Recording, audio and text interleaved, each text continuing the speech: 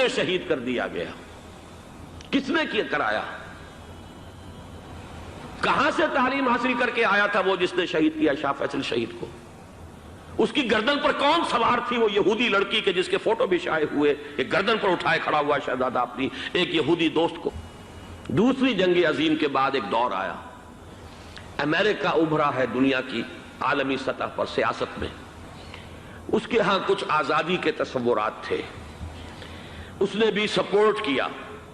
برطانیہ کمزور ہو چکا تھا، وہ اتنے بڑے علاقے کو اب ہولڈ نہیں کر سکتا تھا۔ ہندوستان بھی آزاد ہوا، پھر یہ کہ اور دوسرے علاقوں سے بھی اس کو پسپائی اختیار کرنی پڑی۔ استعمار کے پنجے جس طرح بھی ہوئے ان کے سینوں سے، عربوں کے سینوں سے جو ہے گویا کہ وہ ہٹے، لیکن امریکہ نے ایک اپنی بہت بڑی حکمت عملی جو اختیار کی، عالم عرب کے سینے میں اسرائیل کا خنجر پیوست کر دیا تاکہ یہ کبھی آزاد نہ ہو جائیں، ہمارے انگوٹھے تلے رہے، ہماری پالیسی گورن کرے۔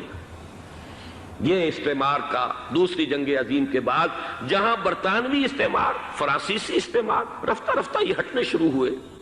صدر ناصر نے انگریزوں کو اٹھا کر پھینکا میڈیٹرینین میں اور دوسرے جگہوں سے، الجزائر نے آزادی حاصل کی فرانس سے، اطالویوں سے جو ہے لیبیا والوں نے آزادی حاصل کی، یہ ہو گیا، لیکن ایک خنجر پیوست کر دیا گیا اسرائیل کا سینہ عرب۔ اس صورتحال میں ظاہر بات ہے کہ ایک تو بڑی آئیڈیل پوزیشن تھی کہ پورا عالم اسلام متحد ہو، لیکن وہ تو بہت دور کا خواب معلوم ہوتا ہے۔ علامہ اقبال سے بڑا کوئی نقیب نہیں ہے ملت اسلامی کی وحدت کا، ایک ہو مسلم حرم کی پاسبانی کے لیے نیل کے ساحل سے لے کر تا خاک کاشغر، لیکن انہیں بھی اپنے لیکچرز میں کہنا پڑا کہ اس وقت جو صورتحال ہے پورے عالم اسلام کی ایک وحدت بن جانا تو تقریباً ناممکن نظر آ رہا ہے، اگر کسی طرح ایک common wealth of Muslim nations وجود میں آ جائے تو بھی بڑی کامیابی ہوگی، لیکن اس سے بھی پہلے یہ تو زیادہ آسان تھا کہ عالم عرب ایک وحدت کی شکل اختیار کر لے۔ یہ تو ایک قوم ہے، اکثر و بیشتر ایک نسل یا زیادہ دو نسلیں کہہ دیجئے، شمالی افریقہ میں بربر نسل بھی ہے، باقی تو سب عرب ہے۔ یہ پورا عالم ایک نسل، ایک زبان، پورے اتنے رقبے کے اوپر بولے جانے والی ایک زبان، یہ تو ایک ہو جائے۔ افسوس یہ ہے کہ اس کا ایک ہو جانا، ایک شخصیت ابھری تھی جو مذہبی مزاج کی شخصیت تھی، جو دینی مزاج کی حامل شخصیت تھی، اگر اس کی قیادت میں عالم عرب متحد ہو جاتا تو واقعتاً ایک بہت بڑا جو ہے مرحلہ وہ طے ہو جاتا پوری عالمی ملت اسلامیہ کی ایک وحدت اختیار کرنے کا۔ وہ شخصیت تھی شاہ فیصل شہید کی، اور اس لفظ کے ساتھ ہی آپ کے ذہن میں آ گیا ہوگا کیوں انہیں شہید کر دیا گیا، کس نے کرایا؟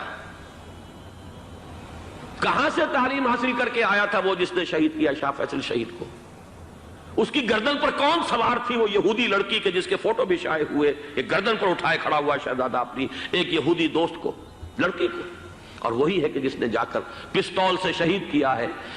اچھی طرح جان لیجئے، جیسے بارہا میں نے عرض کیا ہے کہ حضرت عمر کو شہید کرنے والا کہنے کو ابو لولو فیروز تھا، لیکن اس کے پیچھے پورا ایرانی نسل پرستی کا جو پورا پس منظر ہے، اسے تو ہر شخص جس کی ذرا بھی نگاہ جو ہے جو صرف منظر کو نہ دیکھ رہی ہو، پس منظر کو بھی دیکھنے والی ہو، وہ تو جان لے گی کہ ابو لولو فیروز ایک فرد کا نام نہیں تھا، وہ ایران کا انتقام تھا عالم عرب سے۔ بالکل اسی طریقے سے یہ امریکی استعمار کا ہتھ کنڈا تھا، اسے محسوس ہوا۔ شاہ فیصل مذہبی مزاج کا شخص یہ ابھر رہا ہے، اور یہ شاہ فیصل کی حکمت عملی کا ذرا آپ اندازہ کیجئے۔ لاہور میں سمٹ کانفرنس ہوئی، اس میں وہ آئے، سب سے ٹاورنگ پرسنالٹی پورے اس وقت عالم اسلام کے اندر شاہ فیصل کی تھی، اور وہ گویا کہ ایک بہت ہی جس کو کہا جائے کہ ایک بہت ایلڈرلی، ایک بزرگانہ ایک شخصیت جو ہے، اور انہوں نے اپنے دولت کے دروازے، عرب میں وہ مشہور تھے کہ نہایت خسیس اور بخیل انسان ہے، اس لیے کہ وہاں وہ خرچ کرتے تھے حساب کتاب کے ساتھ، لیکن ان کے خزانے کھلے ہوئے تھے عالم اسلام کے لیے، ادھر بھی مدد ہے، ادھر بھی مدد ہے، ادھر بھی کام ہو رہا ہے، ادھر بھی کام ہو رہا ہے۔ پھر انہوں نے تیل کا ہتھیار استعمال کر کے ایک دفعہ امریکہ کو دن میں تارے دکھا دیے تھے، لہذا ان کا ہٹایا جانا سین سے یہ امریکی استعمار کے لیے لازم تھا۔ پاسے پاسے